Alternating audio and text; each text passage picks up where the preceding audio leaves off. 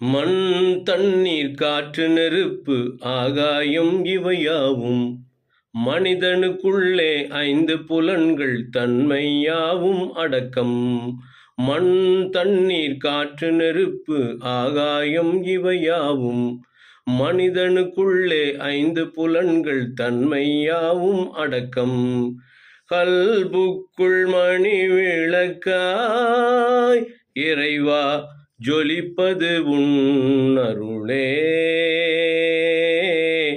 ஜோதி நபி பேரொளியே. விழியாலே காண்பதெல்லாம் படைத்தாய் உலகினை உன் ஒளியாள். உன் எழில் நபி பேரொளியாய். மண், தண்ணீர், காற்று, நெருப்பு, ஆகாயம் இவையாவும் மனிதனுக்குள்ளே 5 புலன்கள் தன்மையாவும் அடக்கம். அஸ்ஸலாமு அலைக்கும் வரஹ்மத்துல்லாஹி வபரகாத்துஹு.